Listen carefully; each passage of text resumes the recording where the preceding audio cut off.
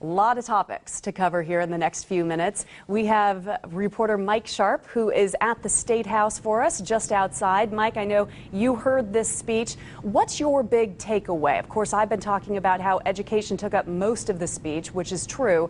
Maybe besides education, what are your big takeaways?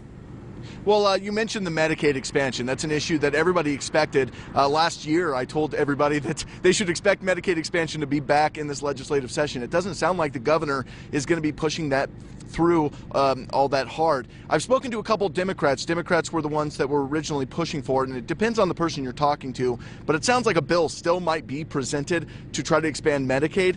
But it seems unlikely. The governor says he's not going to push forward with that unless he's pretty much told to. And it's a conservative state legislature in an election year, and working around Obamacare probably isn't going to be the most popular idea in either chamber. Hey, Mike, since you were right there and kind of getting a feel for everybody today, and I know the Democrats are giving their response, and we will, of course, be covering that and having that on the later editions of today's 6 on Your Side. Tell me a little bit about the feel there today. It seemed as though people are excited to get started with a new year, but as you said, this is also an election year. So what do you expect out of this legislature? You know, it's interesting. I've covered the legislature for years, and there's a definite unique feeling this year. You look down and you see Senator Russ Fulcher, who's running against the governor, who's sitting around a couple House members that are his close friends. And it makes you wonder, when the governor starts inviting Senate leadership, what's that conversation really going to be like? And you've seen a difference over the last few years in education with the Democrats and Republicans actually working together on the governor's task force. How difficult is it going to be to actually get those passed, those 20 recommendations that the governor is trying to spend $54-something million on? So it's the same feeling every legislative session. People are excited. Lawmakers are unpacking their bags. They're good to go. But knowing that it's 2014, knowing that there are a lot of new faces that could be in here in 2015, it's definitely unique. Let's talk about education then and the bipartisan support. We've already seen the Democrats come out in force offering 4 bills, I believe, already that they want to push through, seeing out of these recommendations, 20 recommendations with bipartisan support. What, as the people of Idaho, can expect when it comes to education? All 20 of these, for sure, cannot happen in this legislative session. Well, that's the whole thing. You heard the governor, and you mentioned it. Something he's been repeating over the last week is that he wanted the $54 million in ink for this coming year and then in pencil for the next 5 years, which kind of makes a lot of budget writers cringe when they hear that, because that's 5 years that you're writing in pencil that may not actually happen. Nobody wants to start a program that they can't then lead out 5 years because the funding is in pencil. So that's going to be the real debate at this point. I mentioned the fact that Democrats and Republicans work together on the legislation. He didn't cite the Democrats' legislation as the ones he's necessarily supporting. You're going to see probably a couple competing ideas that are going to come out. The 20 recommendations that the governor received are definitely going to be in those pieces of legislation. The big debate, though, the big debate that you're going to see among Republicans and Democrats, and really internally in the Republican Party, is about Common Core. It's the same thing that we've talked about over the last year, is whether or not that Common Core is going to be able to stick around. The governor is throwing his support behind it. There's more conservative members in both chambers that want to make sure that goes away. That's going to be the real crux of the debate over education. Okay, let's talk politics too, Mike. You touched on it before with kind of people sitting next to one another. And as this legislative session goes along, how much politicking could there be in the election year? How much of this will be a show of, well, I need to do this because it's going to get me into the media, rather than it's really good for the people of Idaho?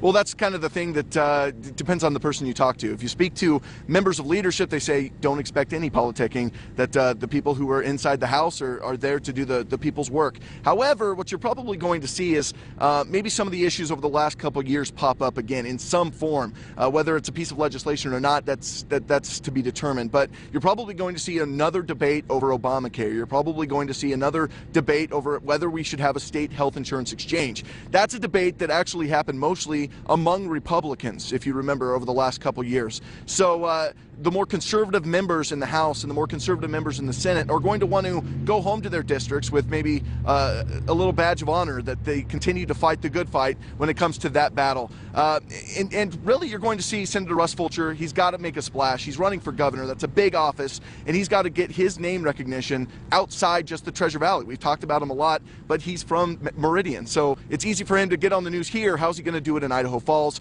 That'll be yet to be seen. I'm sure they're working on that already. Mike, a couple of issues that came up towards the end of Governor Butch Otter's speech. He talked about water sustainability, putting $15 million toward a one-time spending of projects from Mountain Home to Rathdrum, and also wolves, putting money into the coffers to make sure that they can have a wolf control fund and even a state board to direct and manage it. When it comes to water and wolves, we've already kind of talked about Wi-Fi. What do you think about those issues? Will those pass with flying colors?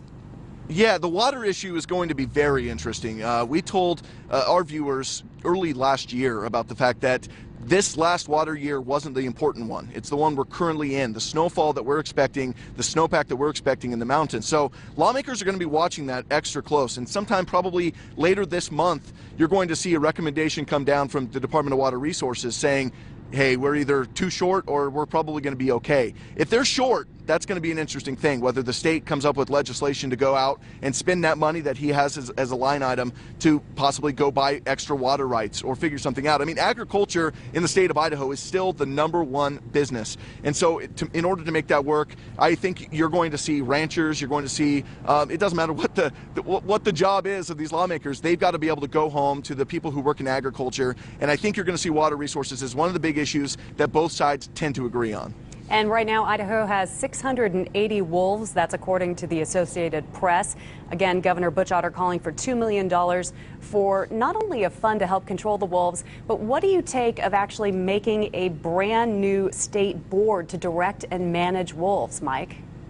Well, that's the interesting thing. This is Governor Otter, who typically, especially over the last few years, has been reticent to adding any sort of bureaucracy in the government. And this is a whole new department. This is a whole new department head that he's going to have to deal with. But what it really is, when you think about it, is the governor once again putting down his foot and saying he doesn't want the federal government making these decisions for the people in the state of Idaho. He believes that the people in the state of Idaho can make those decisions better. And he wants somebody on the ground here to help manage those. One other issue that didn't necessarily come up during the speech, but I know you reported on last week, was that the governor had made a recommendation to the Idaho Department of Correction. Explain to people exactly what he asked from the Department of Correction.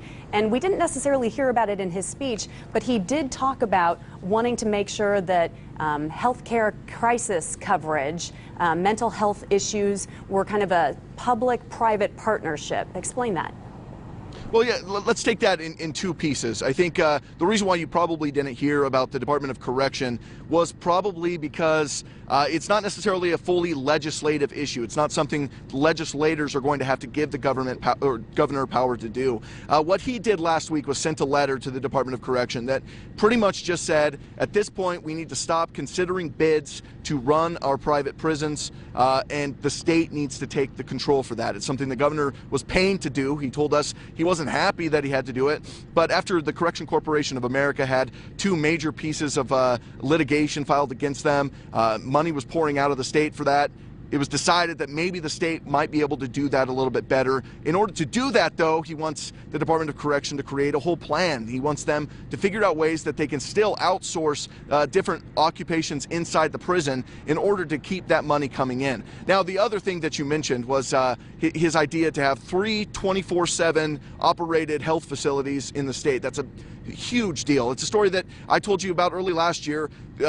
A lot of county prisons are struggling right now dealing with health issues. You have a mentally ill person commit a crime. Do they go to get mental care or do they go to the prisons? Right now, they're going to the prisons. The governor says that's putting too much weight on our prisons. There's got to be a better way. So creating 3 24/7 situations or organizations where people can go isn't going to be cheap, and it's probably going to be highly debated because it depends on where you stand, whether that's actually going to save money or whether spending that extra money is worth it.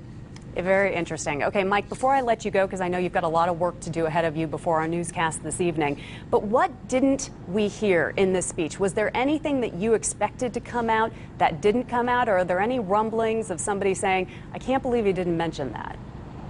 You know, no. The one rumbling, though, that there is there are a lot of people who were upset that Medicaid expansion was not a bigger deal. He mentioned it, but if you look, it was really one paragraph where he said, this is an issue that we're probably not going to be broaching all that much. The Republicans have said, we don't really have an interest in taking that up. The Democrats would love to see it. So it's something that you're going to see a piece of legislation pop up at some point. Nobody's going to want to talk about it. It's an election year. It's not going to be an easy issue to get through. But Medicaid expansion is deep in the numbers. It's deep in the policy. And at some point, it has to happen. House Speaker calling for this to be around a 75-day legislature. We'll see what happens. Mike Sharp, we appreciate your live reporting for us. We'll see you much more this evening. One other thing.